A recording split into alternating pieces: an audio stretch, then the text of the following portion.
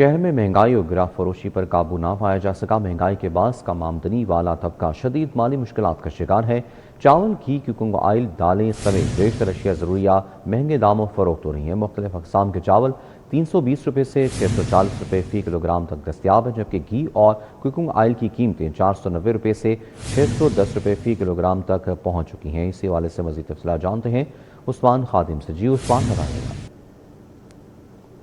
جی بالکل، شہر میں مہنگائی اور گراں فروشی عروج پر پہنچ چکی ہے۔ عام شہریوں کے لیے روزمرہ کا راشن خریدنا بھی ناممکن ہوتا جا رہا ہے۔ دودھ، دہی، آٹا، دالیں، چاول، گھی کچھ بھی شہریوں کی پہنچ میں نہیں رہا۔ تندور پہ 14 روپے میں ملنے والی روٹی بھی 30 روپے تک پہنچ چکی ہے۔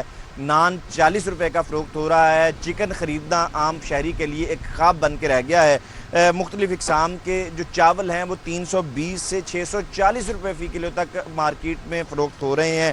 گھی اور کوکنگ آئل 490 روپے سے 610 روپے تک فروخت کیے جا رہے ہیں۔ درجہ اول کا گھی 610 روپے فی کلو تک پہنچ چکا ہے۔ درجہ سوم بھی اب ایک عام شہری کی پہنچ سے باہر ہو چکا ہے اور 490 روپے فی کلو میں فروخت ہو رہا ہے۔ بنیادی راشن خریدنا مہنگا ہو چکا ہے۔ آٹے کا 20 کلو کا تھیلا 1800 سے 2200 روپے کا ہوا اور اس وقت مارکیٹ میں 2200 روپے میں بھی دستیاب نہیں ہے، جس کی وجہ سے جو شہری ہیں ان کو بہت زیادہ پریشانی کا سامنا کرنا پڑ رہا ہے۔ مٹن یا بیف کی دکان پہ جانا بھی ایک شہری کے لیے ناممکن ہو چکا ہے۔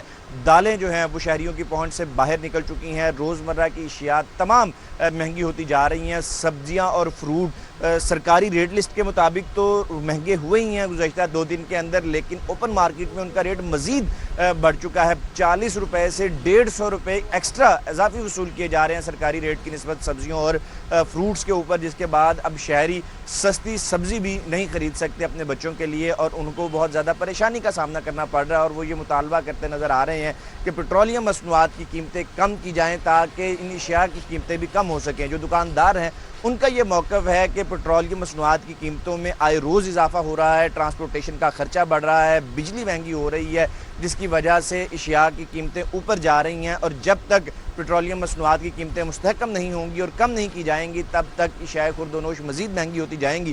دکاندار خود بھی پریشان نظر آتے ہیں کہ اب دکانوں کے اوپر گاہکوں کا وہ رش دیکھنے کو نہیں ملتا مہنگائی کی وجہ سے، اور دکاندار بھی پریشان ہیں، عام شہری بھی پریشان ہے۔